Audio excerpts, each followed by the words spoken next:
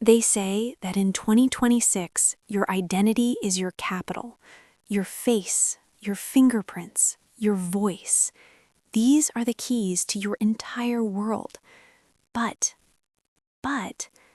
what if I told you those keys could be picked without anyone ever even touching your door? That night, I was happy. I was sitting in a restaurant with Mark, the man I was supposed to marry in a month. We were laughing, dreaming about our honeymoon, and I had no idea that at that exact moment, 3,000 miles away, my father was listening to my voice. He heard me, sobbing into the phone, sounding like I was choking on blood and terror after a, quote, car wreck. He heard me begging him to save me, pleading for him to wire their entire 401k to an emergency hospital account. But it wasn't me. It was an algorithm. And the worst part, it was trained by the one person I trusted more than myself. My name is Evelyn. I'm a digital designer. My life was the textbook definition of the new-gen American dream. I had Mark, a brilliant architect, and Sarah, my best friend and business partner. We built our agency from the ground up. We weren't just partners, we were family. In 2026, we've all become a little too reckless. We post video notes on social media. We send dozens of voice memos a day. We think biometrics are our fortress. But here is the 2026 insight. In an AI-driven world, your sincerity is your vulnerability. Sarah only needed 60 seconds of my speech to steal my soul. But she didn't stop there. She decided to steal my life. When my dad called me the next morning, my real dad, actually sobbing, I thought he'd lost his mind. "Evie, are you okay? Did the police let you go? Where's the money?" My blood turned to ice. $50,000. Everything they'd saved over 30 years for a quiet retirement in Florida vanished in a 4-minute phone call. But the real nightmare started 2 hours later. A knock at the door. FBI, Cybercrimes Division. They had a warrant to seize Mark's laptop. Why? Because the transaction was traced to his IP address, and his name was all over the dark web logs. I looked at Mark, and a poison of doubt started to sting. He knew my passwords. He knew exactly when I'd have my phone off. I wondered, was the man I shared a bed with just using me as a mark? In that moment, I made a fatal mistake. I trusted the data instead of my heart, and that was exactly what Sarah was banking on. Mark was taken in for questioning. My parents were broke and devastated.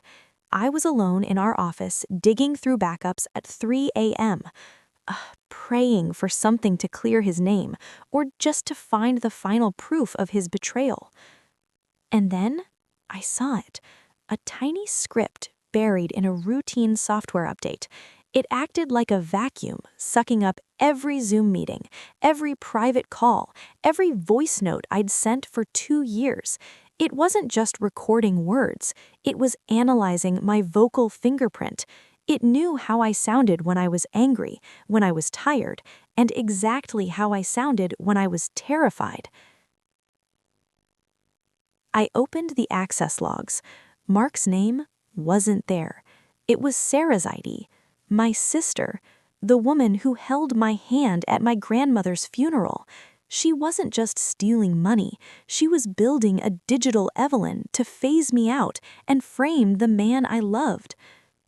You want to know what the truly haunting part is? She felt zero guilt. In her world, we were just data sets to be optimized. She believed that if she could mimic my identity better than I could live it, then she had every right to my life. That night, the silence in my home was louder than any scream. Have you ever felt your reality literally shadowing into pixels? Mark was sitting in a holding cell. My parents, the people who taught me how to walk, were now afraid to even answer the phone. They looked at their screens as if they were staring down the barrel of a loaded gun. In 2026, we've been trained to trust biometrics, Face ID, Voice ID. We think of them as our armor. But sitting there in the dark, I realized my armor had become my cage. Someone had taken the most intimate parts of me, my voice, my inflections, my very breath, and turned them into a weapon against the people I love. The truly haunting thing about AI voice cloning today, it doesn't just mimic sound. It mimics the soul. It fakes those tiny hesitations when you're unsure, the micro tremors in your voice when you cry. My father told me, "Evie, I heard you sniffle exactly the way you did when you were 5 years old and scraped your knee." The police put their faith in the logs, and the logs said, Mark is a criminal. But Mark wasn't a criminal. He was an architect. He built skyscrapers, not traps. I dove into our agency's cloud server. In 2026, everything is supposed to be transparent, right? Wrong. I started hunting for phantom processes. It was grueling work, like looking for a needle in a haystack that's constantly shifting its shape. And then I hit it. A hidden background process, titled Project Echo. It had been running for 18 months. Every time Sarah and I hopped on a Zoom call, every time I recorded a voice memo for a client, this script took a bite. It was rebuilding my personality, brick by brick. I traced the data trail. It wasn't going to some offshore server. It was going to a local encrypted folder that only one person besides me could access. Sarah. My heart didn't just drop. It shattered. Sarah, my best friend since high school, the woman who knew my mother had a heart condition. She wasn't just stealing money. She was using my parents' fragility as a lever. This wasn't just fraud. It was sadistic art. 2 hours later, she called and asked to meet. She showed up wearing my favorite color, baby blue. She looked like an angel of mercy. "Evie, I am so incredibly sorry about Mark," she whispered, her voice dripping with artificial empathy. "But the business can't wait. The investors are spiraling. Let me take over, while you deal with this nightmare." I looked at her moving lips and thought, how many of my words did you feed your machine today? In that moment, I realized a truth that gave me chills. In the world of digital betrayal, your most dangerous enemy is the one who knows your source code. She slid a tablet across the table. "Just sign, honey. It'll save the agency." I looked at her and I smiled. It was the hardest smile of my life. "Of course, Sarah, but let's make it official. Tomorrow, in our VR boardroom, in front of the full board." She swallowed the bait. I saw the flash of triumphs in her eyes. She truly thought I was broken. When I got home, I realized I needed something that didn't exist on the internet, something that couldn't be scraped from the cloud by an algorithm in 2024 or 2026. I dug through the attic boxes, and there he was, a blue teddy bear with a single button for an eye. I remembered that day. My grandfather was filming us on an old camcorder. I was 5. We were playing spies. He said, "Evie, if an evil wizard ever replaces me, how will you know it's the real me?" I laughed and whispered our secret phrase into his ear, a phrase we never said out loud again. It never made it into a text, a post, or a voice note. It was my only weapon. I called Mark through his attorney's secure line. "Mark," I said, "I need you to do what you do best. Build me a digital prison. But the key is going to be analog." I knew Sarah would walk into that meeting feeling invincible. She thought she owned my voice. She had no idea that tomorrow her own voice would become her death warrant. I didn't sleep that night. I just sat there, staring at that blue bear, knowing that tomorrow I would either get my life back or lose it forever. But one thing I knew for sure. In 2026, justice doesn't just happen.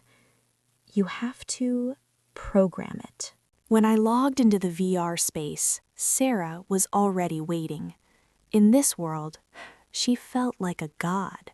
Here, she could erase any mistake with a single click.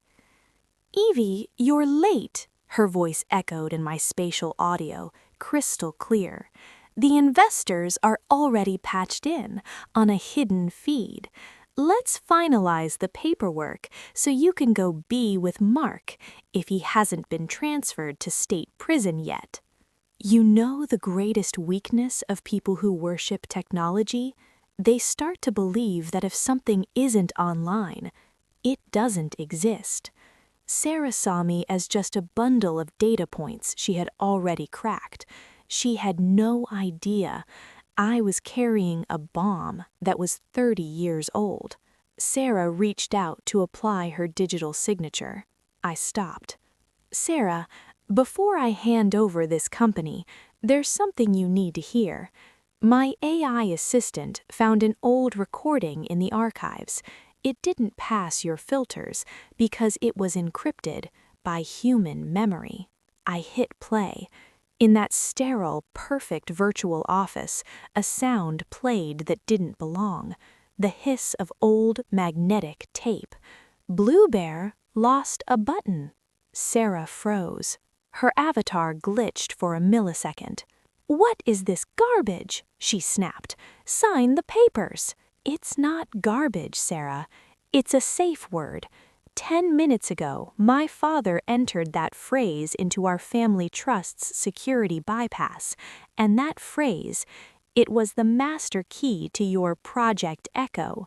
Mark used that soundbite to crack your hidden folders the second you stepped into this room." In 2026, justice is when your digital footprint catches up to you faster than you can hit delete. You thought you were the smartest person in the room because you could fake a voice, but you forgot that AI only learns from the past, and our past belongs only to us. In that moment, 3 new avatars materialized, gold icons, the Department of Justice. "Sarah Mitchell, your accounts have been frozen. Your digital identity is being revoked under the Digital Integrity Act of 2026. Sarah began to fade. Her avatar dissolved into raw pixels. The last thing I saw was her eyes, wide, with a primal, analog fear. Mark was cleared within the hour. Every cent was returned to my parents' account. But the most important thing? We got back our right to trust one another. A month later, we finally had our wedding. We had one strict rule: no electronics, no streams, no posts. We just wanted to look into each other's eyes, the real ones. My moral for you, my friends, In a world where everything can be duplicated, be the original. Hold on to your analog memories. Create a family safe word today. Make it something silly, something childhood related, but make it yours. In 2026, it might save more than just your money. It might save your soul. The truth always sounds purer than any algorithm. Thanks for being with me. Justice was served.